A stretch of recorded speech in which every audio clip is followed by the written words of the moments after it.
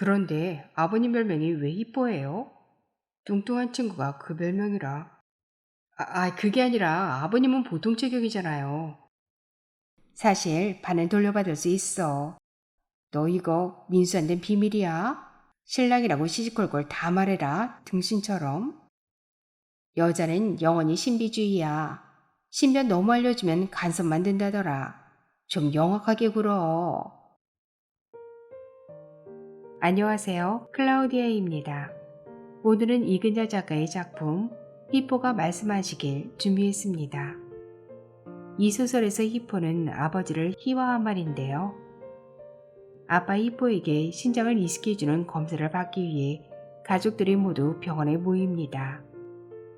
화목한 가족이란 표면적 틀을 체험하지만 본격적인 신장 이식 이야기가 오가면서 경악할 만한 기막힌 현실과 그들의 속내가 그려지는데요. 지금부터 작품 속으로 함께 들어가시죠. 히포가 말씀하시길. 이근자. 하 여사가 아빠한테서 온 전화를 받았을 때 우리는 아이스 벽돌 명동점 앞에 있었다. 수제 아이스바 가게였다. 개장한 지 2주 됐는데 이제야 맛보러 온 참이었다. 가게 밖까지 길게 선 줄에서 우리 차례는 세 번째였다. 그만 병원으로 돌아오래. 하 여사가 우리에게 아빠의 말을 전했다. 모레까지 이틀이나 굶어야 하는데? 말도 안 돼. 가는 중이라고 말해. 큰 누나 명이 딱 잘라 거절했다.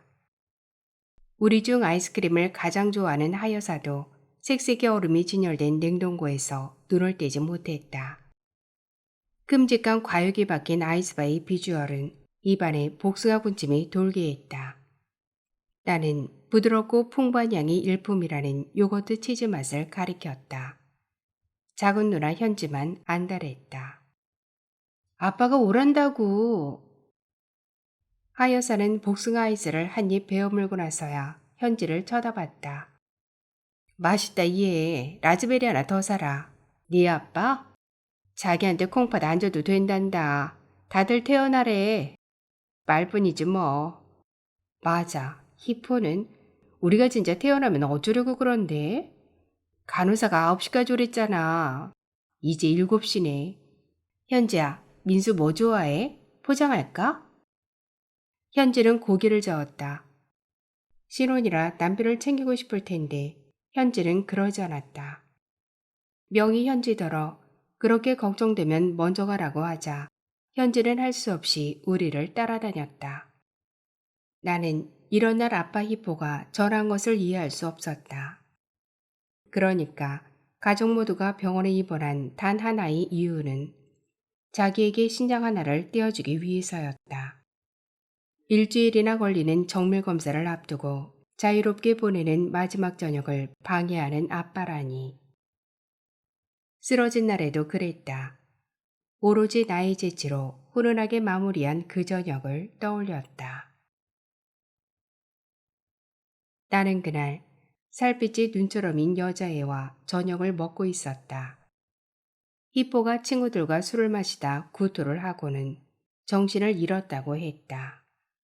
병원 응급실로 가라며 아빠가 쓰러진 경위를 전하는 하 여사의 느릿하고 띄어 말하기가 엉망인 말투에서 위스키 냄새가 연상됐다. 하 여사의 이야기는 만우절이 재미없는 농담처럼 들렸다. 소개팅 후 두 번째 만난 여자애였다. 나는 그녀보다 조금 빠른 속도로 스테이크를 썰고 와인을 마셨다. 한쪽 볼에 파인 보조개를 보며 그의 오목하고 신비롭게 그지없을 배꼽을 상상했다. 짜릿한 상상은 혀 밑에 접어두고 방금 전에 본 영화에 대해 그녀와 얘기를 나눴다. 로렌스라는 남자가 여자 옷 도착증인지 여자가 되고 싶은 것인지 등. 우리는 몇몇 장면을 화제에 올렸다. 디자인을 전공하는 그녀는 미장센과 몽타주를 들먹이며 감독의 천재성을 찬양했다. 나는 영화 상영 3시간 중 최소 30분은 잘라버려야 재미있을 거란 얘기도 오늘 보거나 만난 여자 중에서 네가 가장 예쁘다는 얘기도 하지 않았다. 이제 겨우 초저녁이었고 우린 아직 와인을 두 잔도 비우지 않았다. 그리고 아빠가 술을 토했다는 얘기는 내 평생 처음 들었다. 누구보다 주량이 큰 히포가 마신 술을 뱉어내다니 나는 내심 고소했다. 숙주를 이기지 못할 때마다 내게 던지던 경멸의 눈빛이라니. 경험에 비추어 술병이라면 속을 비우고자 하는 게 최선이었다. 나는 와인잔을 들어 그녀와 건배했다. 오늘 밤 포도 맛이 밴 그녀의 보랏빛 혀가 내 것과 맞닿아 있을지 누가 알겠는가. 병원에 가지 않을 작정을 한 참이었다. 하지만 명예 카톡을 무시할 순 없었다.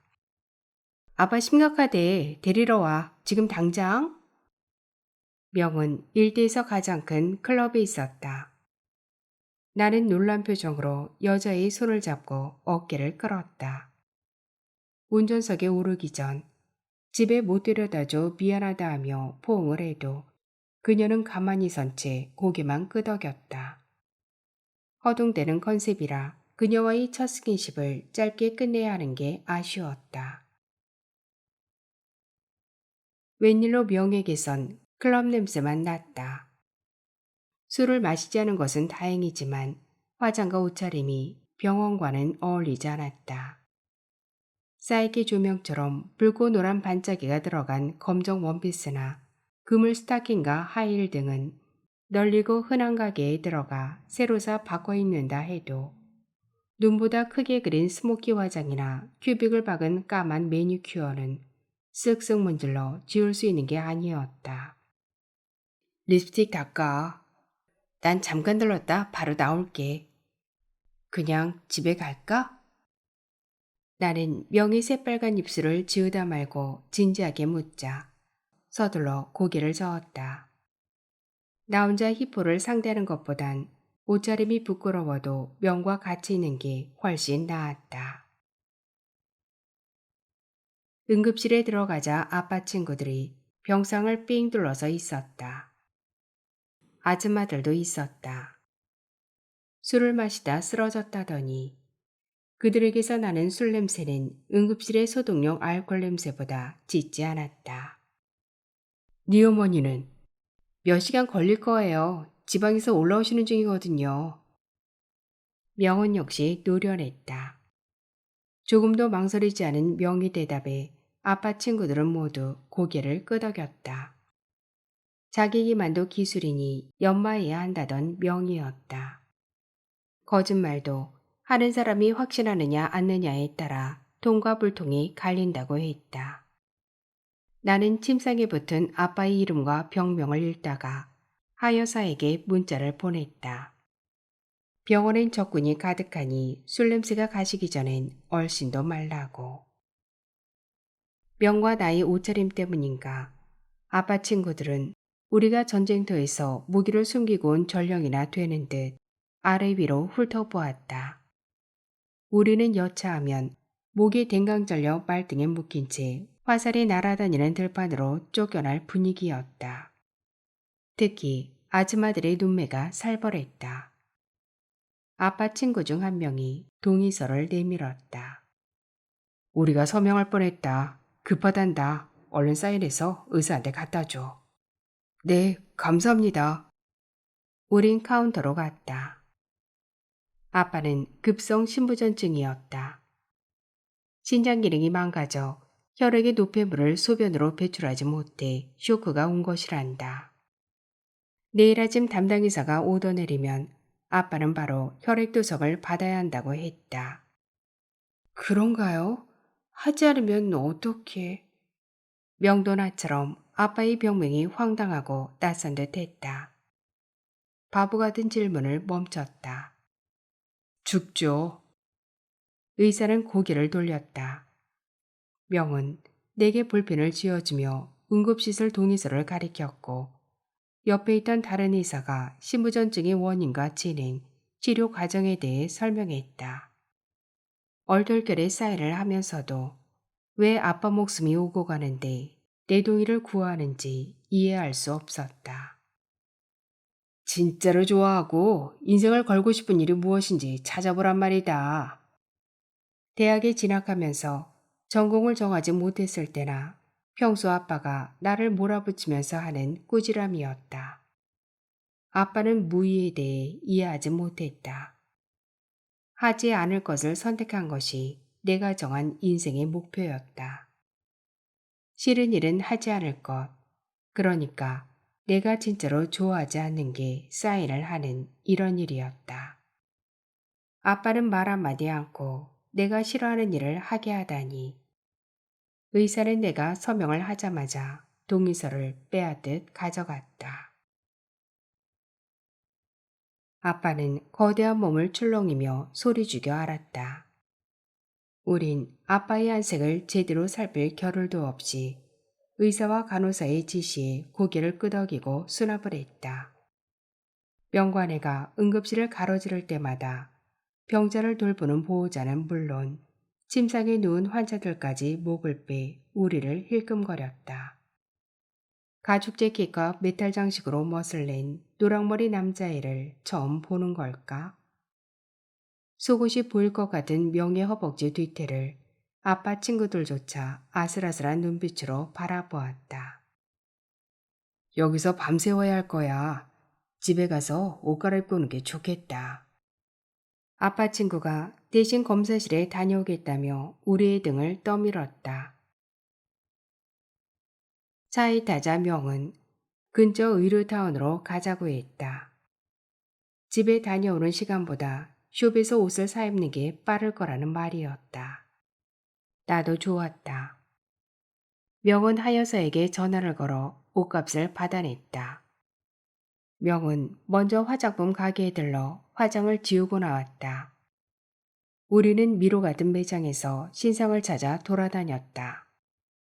자주 이용하는 곳이라 집안을 다니는 것처럼 편했다. 운동화와 청바지로 갈아입고 나오려던 길이었다. 마네킹이 입은 원피스는 오늘 만난 여자애에게 딱 어울릴 아이템이었다. 수수한 들고 가던 여대생이 모던하고 도도한 여성으로 변신한 모습이 눈에 선했다. 내가 원피스에 어울리는 액세서리를 고르는 동안 명은 애인에게 입힐 속옷을 샀다.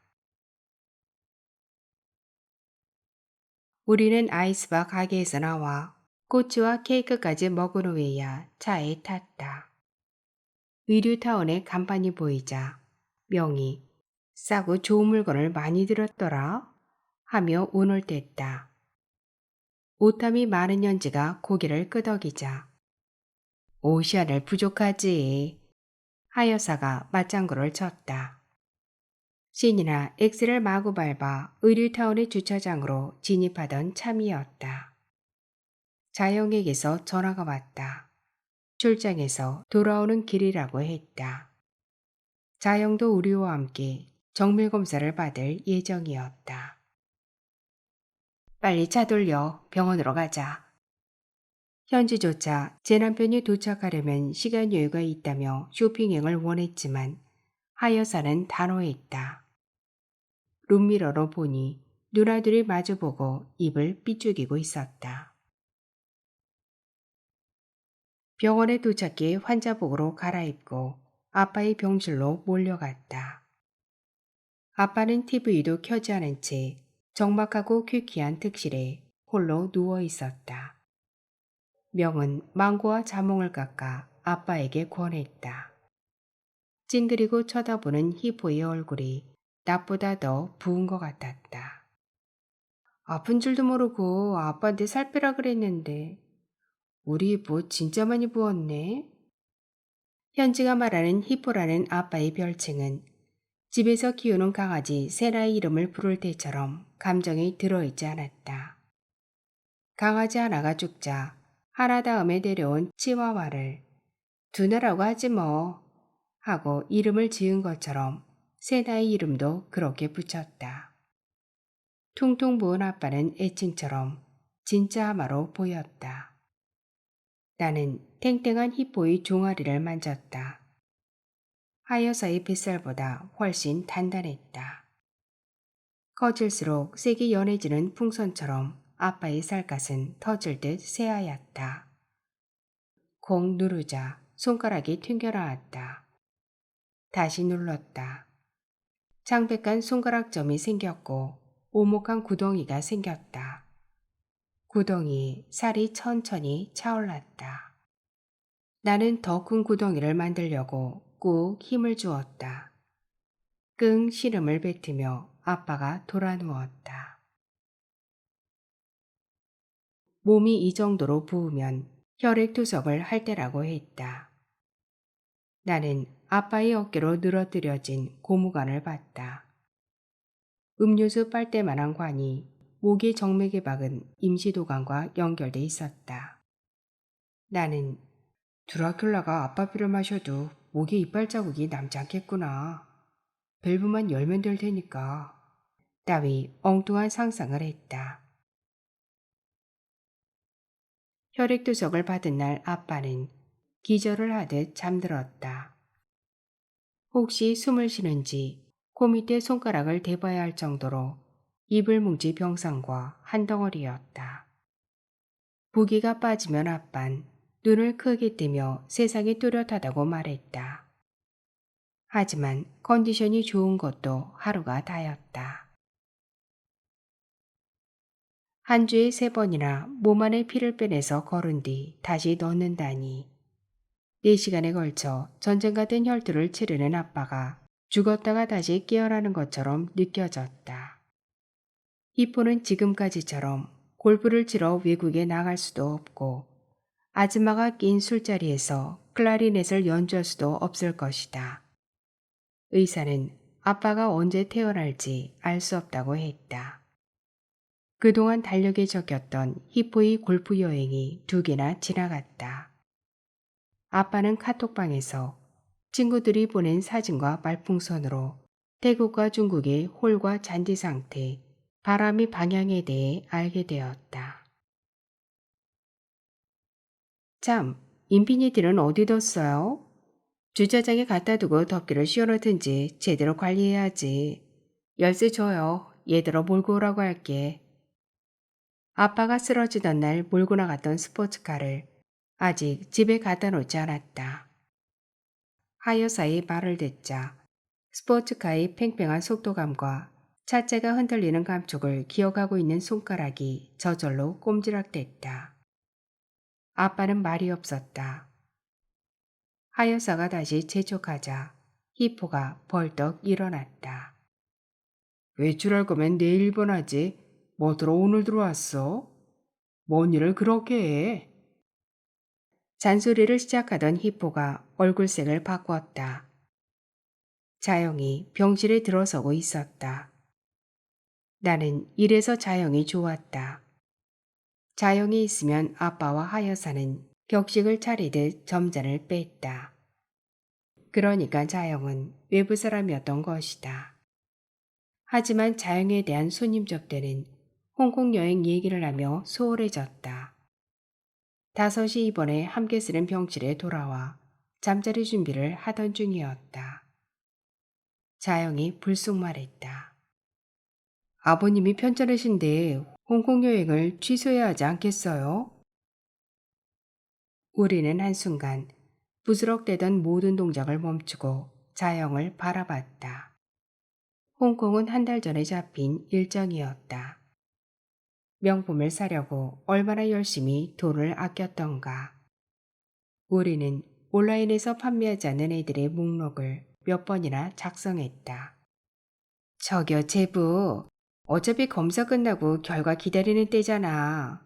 우린 최선을 다한 뒤라고요. 우리가 여기에 있다고 뭐 하나라도 아빠한테 도움이 되나요? 명의 말소리가 빨랐다. 하여사가 명의 주장에 힘을 보태듯 머뭇대며 말했다. 어쩌지? 여행비 완납했지? 날짜가 촉박해 하나도 못 돌려받을 텐데. 자영은 동조를 구하려 아내를 쳐다봤지만 현주조차 남편을 외면했다. 안 돌려주지 그럼 싸구려 패키지인데. 여행사 하는 친구가 그러는데 자기들은 해약 수수료로 먹고 산대. 그럼 이렇게 합시다. 남자 형제뿐인 자영은 여자들의 쇼핑에 대한 집착을 과소평가했다. 나조차도 홍콩행을 포기하는 것이 마음 아팠다. 벌칸 2053 시리즈를 보러 침사추이에 다시 가겠다 마음먹었는데 그 거리의 그윽한 냄새와 화려한 불빛, 시계의 째깍거리는 발자국 소리가 멀어지는 느낌이 머리가 멍했다. 나는 취소할 테니까 여자 셋이 갔다 오는 걸로. 어때요? 자영, 아버지는 우리가 번갈아 돌봐드립시다. 여행비가 아깝잖아요. 자영도 어쩔 수 없다는 듯 고개를 끄덕였다. 괜히 아빠 마음만 서운해지니 여자들의 홍콩행을 알리지 않기로 약속했다. 자영한테는 그렇게 말했지만 아빠가 모를 리 없었다. 거실의 달력에 여행 일정이 적혀 있었고 우리가 모여 숙덕되는 브랜드나 거리 이름 같은 것들을 아빠도 들었을 것이다. 그러고 보니 어릴 땐 아빠와 함께 여행을 가곤 했다.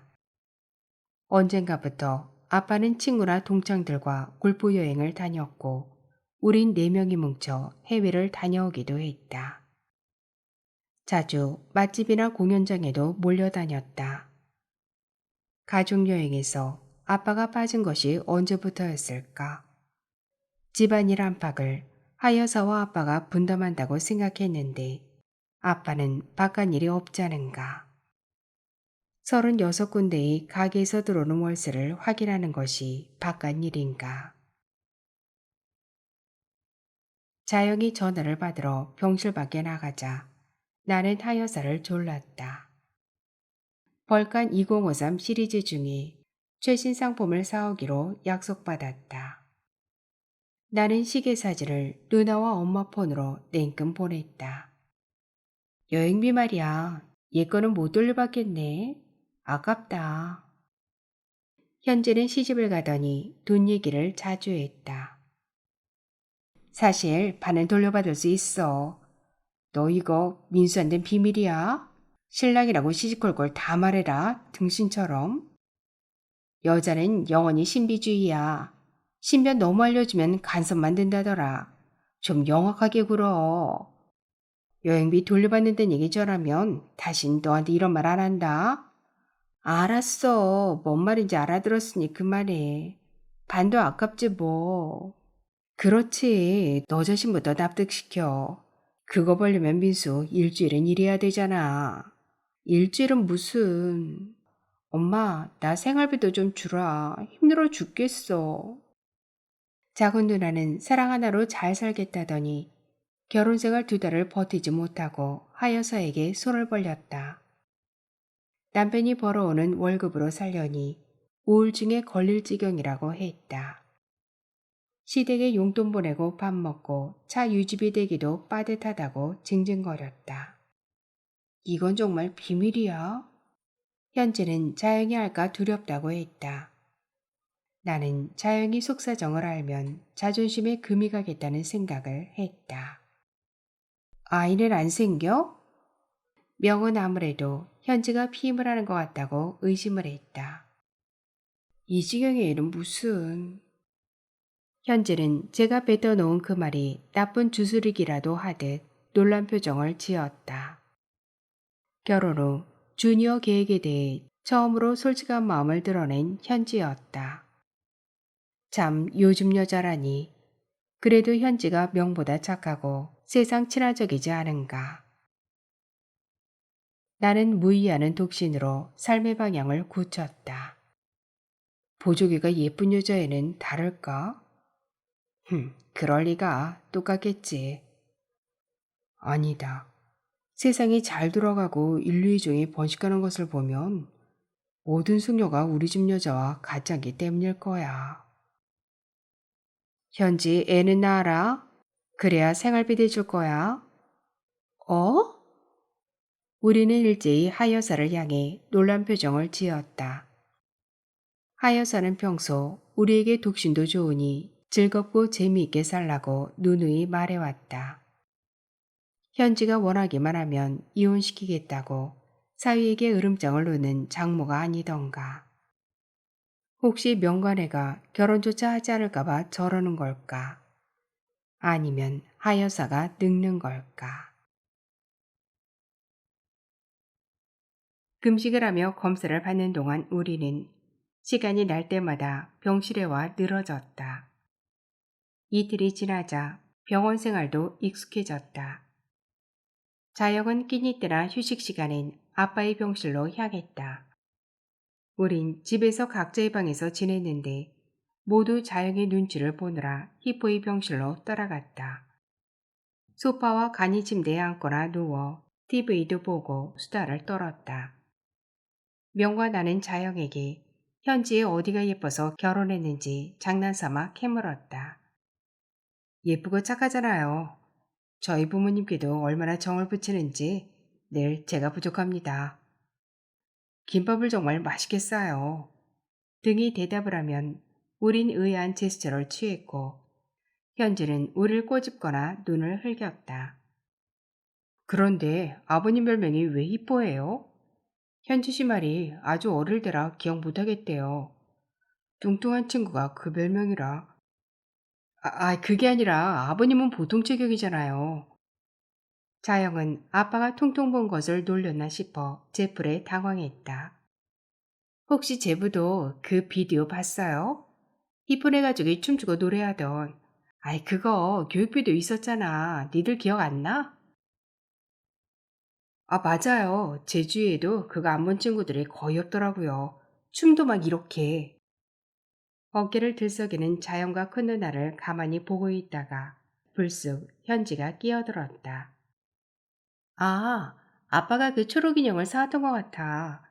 서랍 어딘가에 있었는데? 저번에 정리하면서 버렸나? 아닌데. 히포 인형 기억 안 나? 집에 가면 찾아봐야겠다. 그래? 그래서 아빠가 히포가 된 거야? 히포가 우리의 말을 듣고 있다가 가만히 고개를 끄덕였다. 너희들이 나를 위해 이렇게 해주니 정말 고맙다. 앞으로 잘 협심해서 다복하게. 그래. 아빠가 털어놓는 다정한 속내는 뜬금없이 들렸지만 감동적이기도 했다.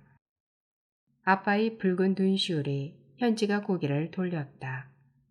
분위기를 살려 명의 영어 노래의 음을 시작했고 히포 히포 히포 우린 합창을 했다. 히포 히포 히포포타머스. 히포는 자신이 오랜만에 가족의 중심에 선 것을 흐뭇해했다. 우리 안에서 아빤 늘 성을 내거나 밖으로 나도는 묵뚝뚝한 사람이었다. 웃어도 그건 TV나 자연과 같은 외부를 향해서였다. 엄마는 스스럼 없이 웃었지만 잠깐씩 아빠를 노려봤다. 내 기억은 누나들과 조금 달랐다. 하지만 차이가 뭔지 딱 집어낼 순 없었다. 병원에 있으면서 우리는 화목한 가족이란 표변적 틀을 체험했다. 아빠는 저염식을 먹었고 우린 외부에서 간식을 사다 먹었다. 아빠도 우리가 먹는 것을 보며 흐뭇하게 웃었다. 나쁘지 않았고 평소와 달랐다. 여자들이 메뉴를 정하면 나와 자영이 사다 날랐다. 차를 몰고 시내까지 간 저녁이었다. 여자에게 연락을 하자 우리 근처에 있었다. 자영은 혼자 병원에 돌아가겠다며 간식 봉지를 흔들었고 내 어깨를 툭 쳤다. 여자애는 내가 사준 원피스를 입고 있었다. 연한 화장이 옷보다 수수했을 뿐 묵은 머리 아래로 드러난 목선이나 허리에서 발목으로 이어진 각선미가 예상보다 훌륭했다. 옷이 잘 어울린다거나 고른 안목에 남달랐다고 우쭐대며 장난을 주거니 받거니 하고 싶었지만 나는 호들갑을 떨지 않았다. 아빠는 차도가 있냐고 여자애가 묻자 고개를 돌리는 것으로 분위기를 잡았다. 오늘 밤엔 비통한 효자를 연기해서라도 그녀와 뽀뽀를 하고 싶었다. 근처 공원의 컴컴한 구석자리에 앉으며 여자의 어깨에 손을 얹었다. 혈액을 투석하고 난 히포를 거의 죽은 사람처럼 묘사한 뒤 하늘을 올려다보며 한숨까지 내쉬었다. 여자애는 몸을 들어 어깨에 얹은 나이팔에서 빠져나갔다. 그리고 아빠의 쾌유를 바란다며 나를 바라봤다. 나도 진심으로 바라는 바이고 그렇게 말해줘 고맙다며 손을 잡자 여자애가 움찔했지만 빼내질 않았다. 나는 가볍게 잡은 손에서 차츰 그녀의 속살로 다가갈 생각이었다. 곧 손목을 지나 팔 아래 깊숙한 곳으로 손을 옮기던 참이었다. 하여사가 잠잘 시간이라고 전화를 했다. 아무래도 뽀뽀는 다음번으로 미뤄야 했다. 주차를 하고 병실로 가던 길이었다. 히포거처럼 보이는 차가 있었다.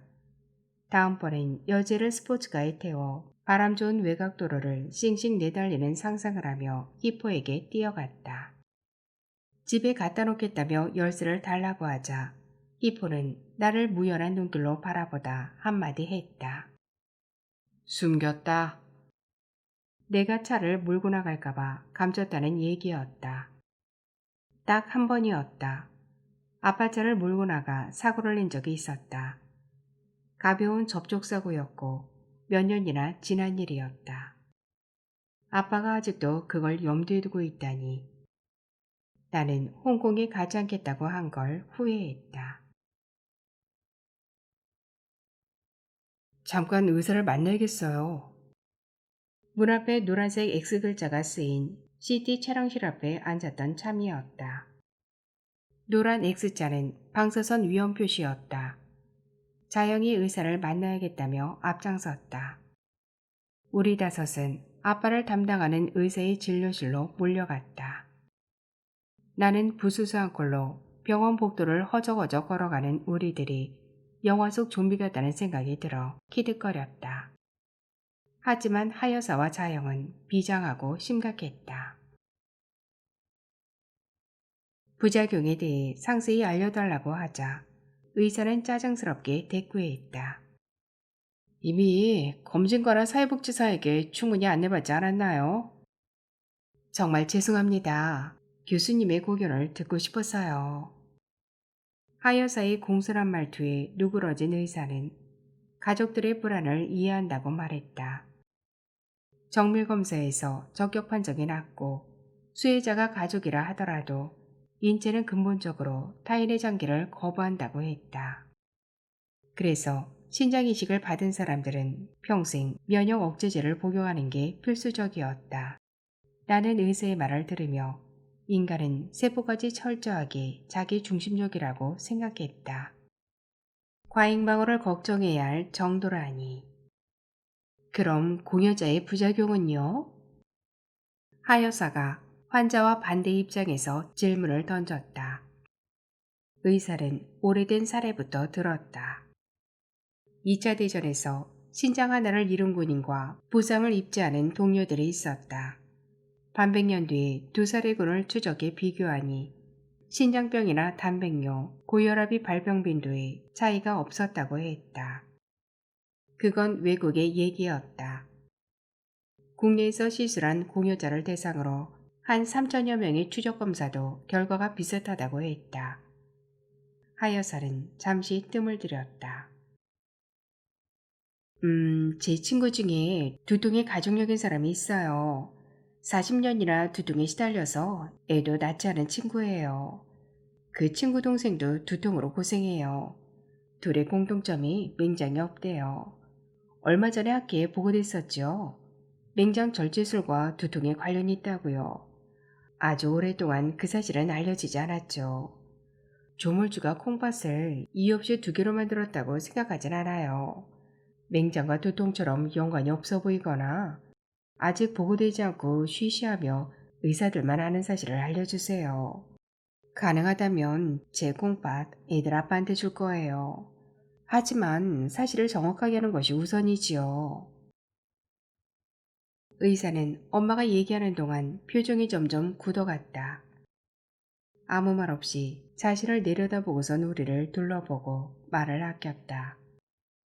제가 알기로 쉬쉬하는 부작용은 있을 수 없습니다. 유전자가 비슷한 가족 간의 신인식은 모르는 사람에게 제공받은 것보다 2배의 기간, 그러니까 20년 이상 제 기능을 하는 것으로 확인됐고. 예우가 좋다는 말로 의사가 말을 끝냈다. 자영이 질문했다. 그럼 신장을 기증하고 얼마가 지나야 아기를 가질 수 있나요? 의사가 2년이라고 얘기하자 자영은 벌떡 일어나 하여사를 향했다. 죄송하지만 현지는 이번 검사에서 빼겠습니다. 현지가 반박해도 소용없었다. 자영 말에 의하면 시댁 어른들이 아기를 기다린다고 했다. 신장 공용 후 2년이 지나도 다시 검진을 받아서 임신이 적합한지 아닌지 검사해보는 등의 절차는 현지에겐 적합하지 않다고 했다. 내가 생각해도 현지를 빼는 게 당연했다. 현지는 히포의 퉁퉁 부은 손을 잡고 미안하다며 눈물을 비쳤다. 아빠는 당연한 일이고 순선히 잘 생각했다며 현지를 토닥였다. 괜찮아, 아기가 먼저지. 네 거는 내가 안 받을란다. 못 받지 그럼. 자넨 어찌 그리 연명한가? 고마워. 히포의 흔쾌한 말에 자영은 아내의 손을 잡았다. 현지는 이왕 입원했으니 건강검진만 받기로 했다. 다음 날 아침 간호사가 병실로 와 마지막 검사를 받기 위해 현지를 데려가며 우리더러는 아빠의 병실에서 회진 도는 의사를 기다리라고 했다. 따님이 임신이군요. 오 세상에 잘 됐구나. 히포까지 탄성을 지르며 자영에게 축하 인사를 했다. 하지만 의사는 냉정하게 고개를 저었다. 큰 누나 명이었다. 의사는 멍하게 선 우리를 둘러보고 병실을 나갔다. 하여사가 명을 다그치자 자영이 민망한 듯 자리를 피했다. 아빠는 인상을 찌푸렸다. 명은 이참에 결혼하면 될 것 아니냐며 도리어 큰 소리를 쳤다. 당장 애인을 데려와 결혼날을 잡겠다며 명은 환자복을 벗어던지고 태어내버렸다.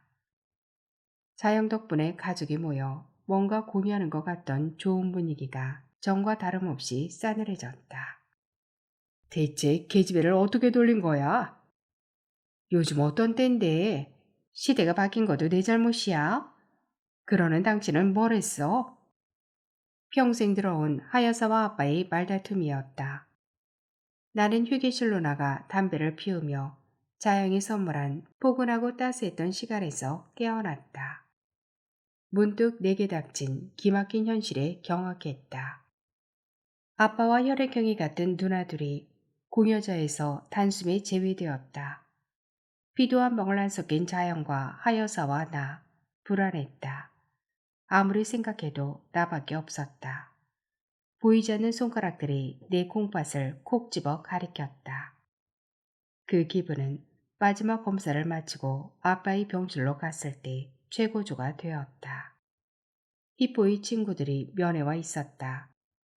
그들은 우리를 정겨운 눈으로 바라봤다. 훌륭한 이품을 가졌다고 하여사에게 고개를 숙이는 사람도 있었다. 내 등을 두드리며 효자라고 불렀다. 그들은 모두 한편이었다. 내가 히포에게 콩팥을 줘야 한다고 한 목소리로 몰아붙이는 패거리들. 나는 돌아서 병실을 나왔다. 명은 임신한 것도 개의치 않고 홍콩에 다녀왔다. 실제로 상견례 날도 잡고 혼수 얘기도 오갔다.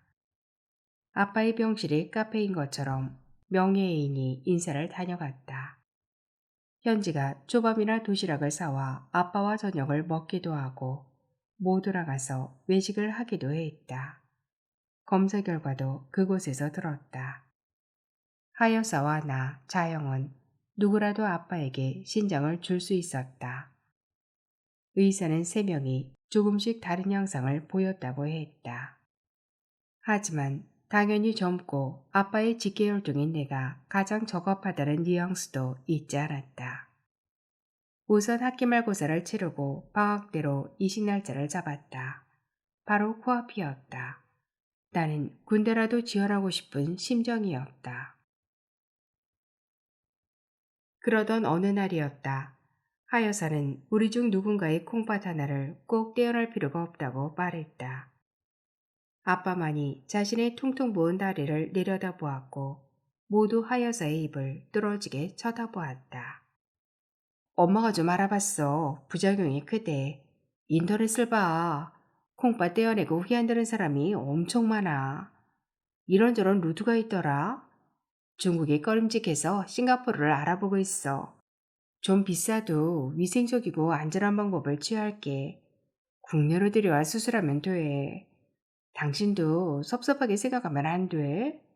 애들은 미래가 창창하잖아. 투석만 수십 년 하는 사람도 멀쩡하게 잘 산대. 이식받고도 관리 못하면 몇 년 안에 재발하는 게 이병이래. 이 방법 저 방법 신중하게 알아볼 테니 다들 그렇게 알고 있어. 의사가 뭐라고 하면 엄마한테 밀어. 알았지? 나는 영원히 내 편인 엄마를 향해 크게 고개를 끄덕였다. 물론 마음속으로였다. 그래도 저는 장인어른께 드리겠습니다. 자영이 저 위선자가 딱 부러지는 목소리를 내며 내 눈을 똑바로 쳐다봤다. 나도 얼결에 고개를 끄덕였다. 그것도 몇 번이나. 저도요. 아버지는 한 분이잖아요. 빌어먹을. 하여사 누나들은 자기들 얘기가 아니니 흐뭇하게 웃었다. 아버지가 절뚝거리며 다가와 나와 자영을 두 팔로 껴안았다. 나는 이뽀가 평생 처음으로 껴안아 목을 조여오는 팔을 피하지 않았다. 하지만 징그럽고 무겁다는 생각을 하지 않을 수 없었다. 내게 하나만 다오. 그러면 아버지도 가족이 아닌 타인의 신장을 이식한 후에 겪는 차이점을 분명히 알고 있을 터였다. 아버지 나이처럼 훌쩍였다. 무의가 생이 목표인 내가 이런 태풍에 휘말리다니 믿을 수 없었다.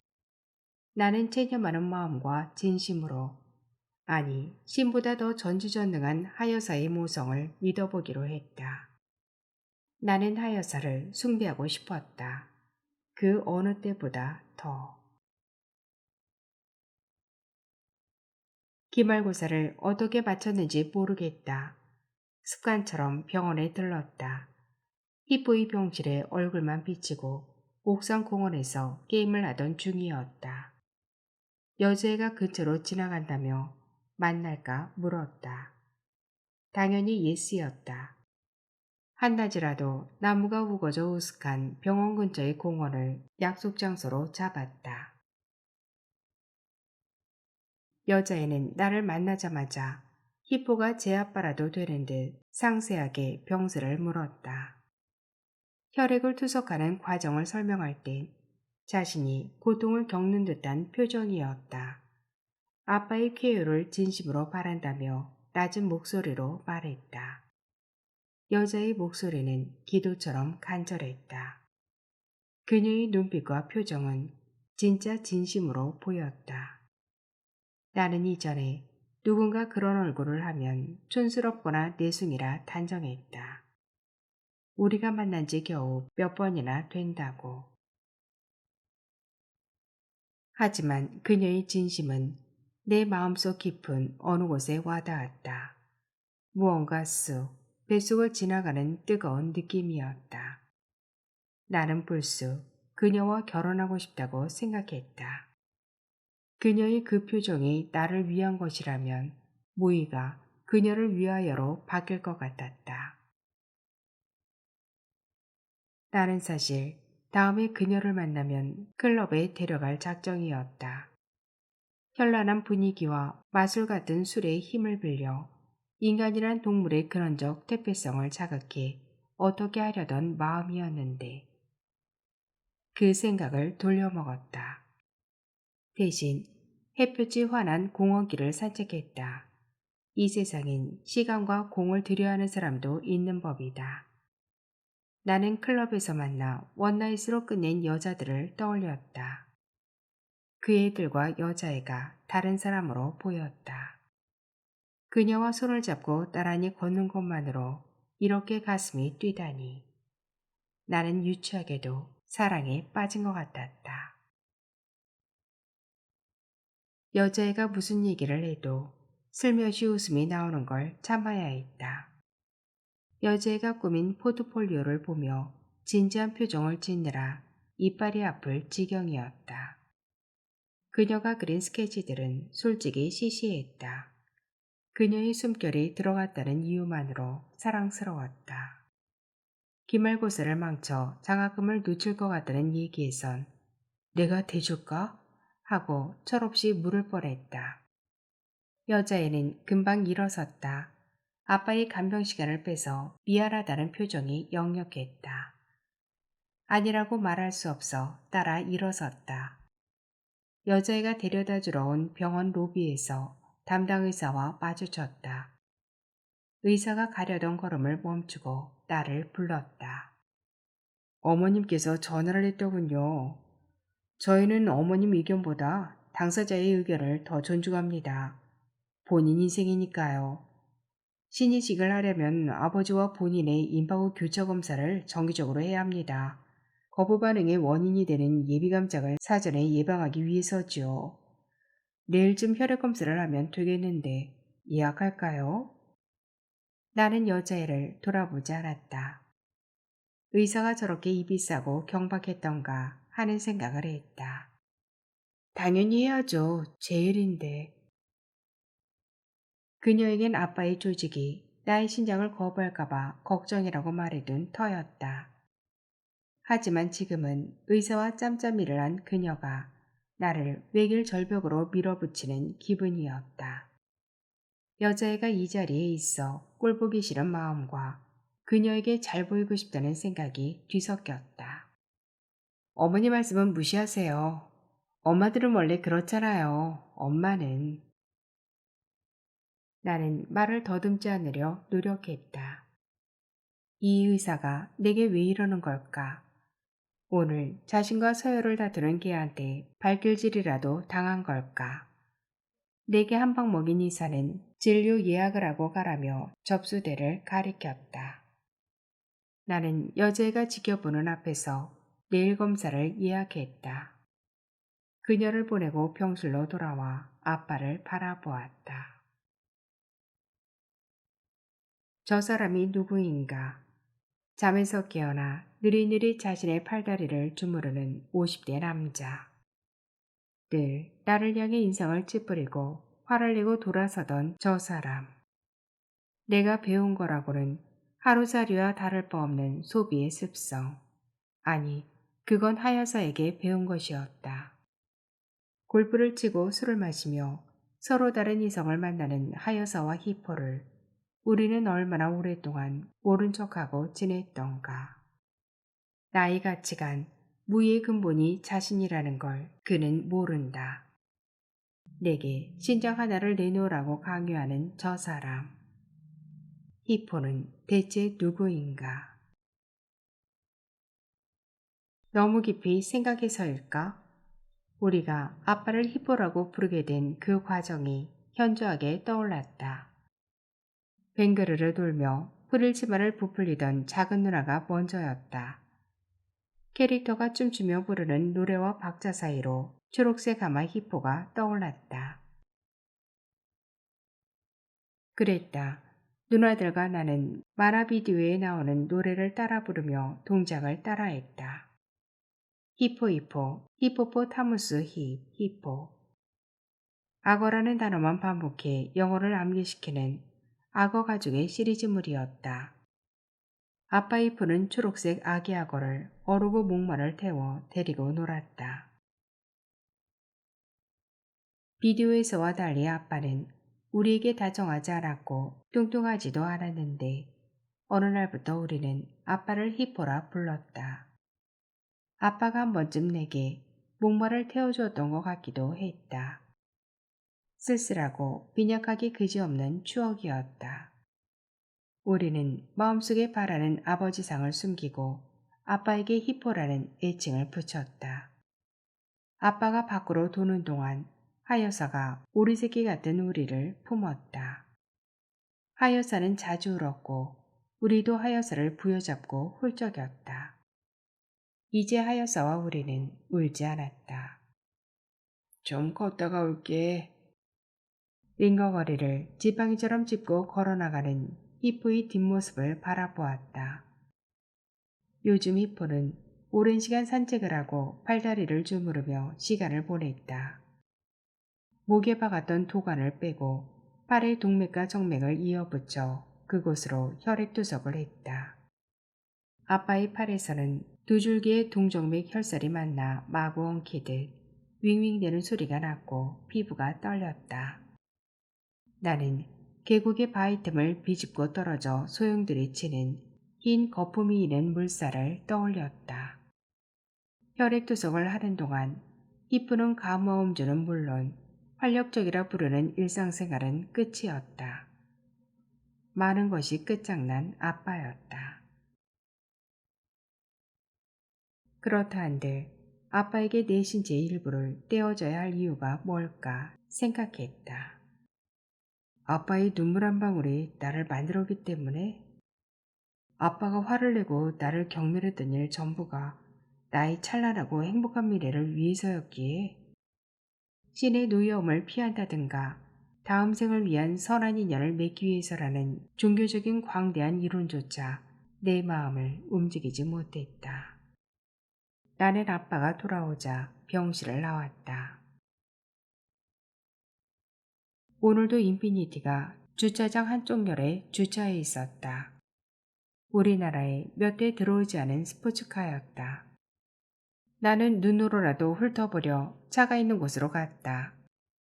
놀랍게도 아빠 차와 넘버가 같았다. 운전석에는 젊지도 예쁘지도 않은 여자가 앉아 있었다.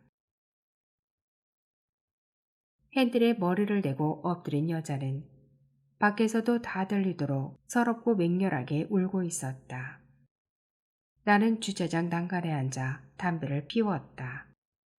여자들이란 담배 한 개비를 다 태우기 전에 눈물을 닦는 족속들이었다. 하지만 저 여자는 달랐다. 아빠를 위하거나 혹은 아빠와 무엇이 얽혀서이건 저렇게 열정적으로 우는 여자가 세상에 있다니. 내 기억에 하여서나 우리 가족은 아빠가 쓰러졌어도 일상을 벗어난 사람이 하나도 없었다. 하여사는 홍콩에 다녀온 뒤에도 혼성팀을 짜 골프를 치러 다녔고 명의 혼수 준비도 하고 있었다. 큰 누나 명은 아마 만삭이 돼서도 클럽에 갈 것이다. 작은 누나는 아이를 낳아 기르며 자연과 알콩달콩 잘 살아갈 거고 나는 한참 지난 후에도 여자는 여전히 울고 있었다. 울음소리가 잦아드는가 싶더니 차문이 열렸다. 나는 불빛이 환한 휴대폰을 주머니에 감췄다. 내가 어둠 속의 난간이나 기둥처럼 보이기를, 아니 완전한 어둠 그 자체이기를 바라며. 여자가 이를 악물고 있는지 흑흑 짓눌린 흐느낌이 새어나왔다. 주위를 두리번거리던 여자가 차의 뒷공무니가 맞닿은 곳으로 돌아가 앉았다. 쏴 오줌을 넣었다. 나는 웃음이 나오는 걸 억지로 참았다. 그러면서 이제야 여자의 울음이 멈췄을 것이라 생각했다. 하지만 차로 돌아간 여자가 다시 울음을 터뜨렸다. 끔찍했다. 아빠가 저 여자에게 무슨 짓을 한 건가? 어떤 약속이 여자를 저토록 울게 만들었을까?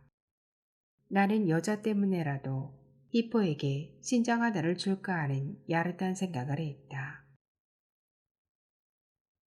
집으로 출발하려는데 자영에게서 전화가 왔다. 아직 병원이면 얼굴이나 보자고 했다. 집으로 가는 중이라고 말하려다 생각을 바꿨다.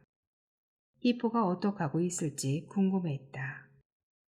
여자를 저토록 설게 올릴 수 있는 아빠는 무엇 하고 있을까?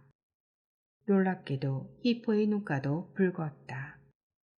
병원에 입원한 후에 몇 번을 제외하고 아빠가 우는 것을 처음 봤다.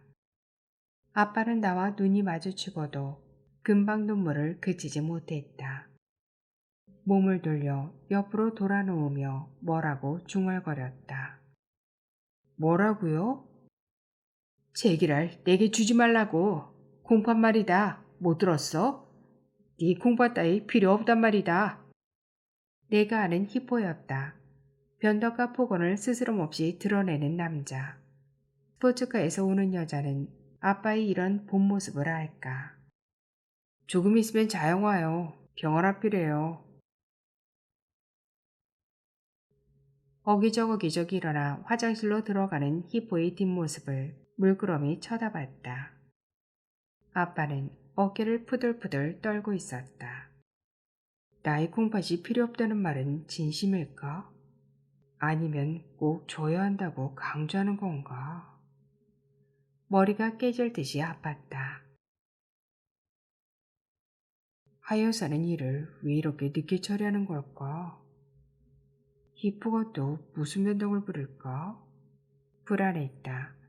내가 할 일은 기다리는 것이다. 하여사가 모든 일을 다 알아서 처리한다고 했다. 하여사가